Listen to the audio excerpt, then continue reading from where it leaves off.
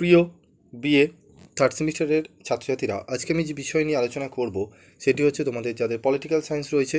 আমি প্রিভিয়াস ভিডিওতে তোমাদের পলিটিক্যাল সায়েন্সের CC3 বা GE3 এসিকিউর পার্ট 1-এ 18টি প্রশ্ন নিয়ে আলোচনা করেছিলাম সম্পূর্ণ উত্তর নিয়ে। আজকের এই ভিডিওতে আমি তোমাদের 19 থেকে বাকি প্রশ্নের গুলো নিয়ে আলোচনা করব।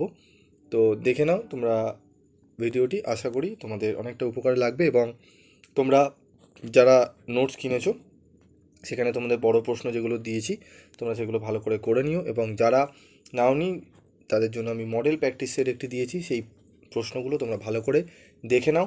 সেই প্রশ্নগুলো উত্তর তোমাদের আশা করি প্রত্যেকের কাছে রয়েছে, সেগুলো একটু পড়ে নাও তোমাদের কালকের এক্সামের জন্য।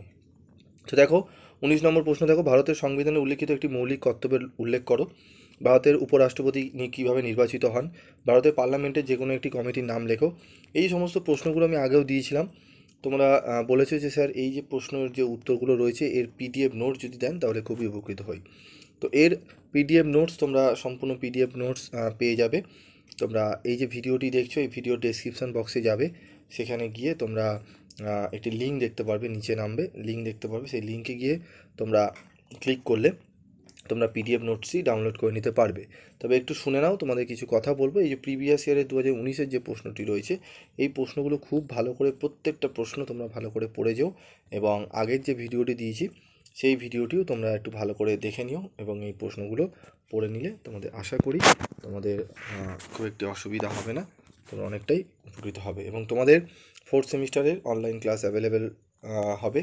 তোমাদের প্রাইস কত করে পড়বে মান্থলি সেগুলো দেওয়া রয়েছে, সমস্ত ডিটেল তোমরা সেখানে গিয়ে যোগাযোগ করতে পারো 7278981430 এই নাম্বারে। তোমাদের আরও যদি কিছু জানার থাকে তোমরা এখান থেকে জেনে নিতে পারো।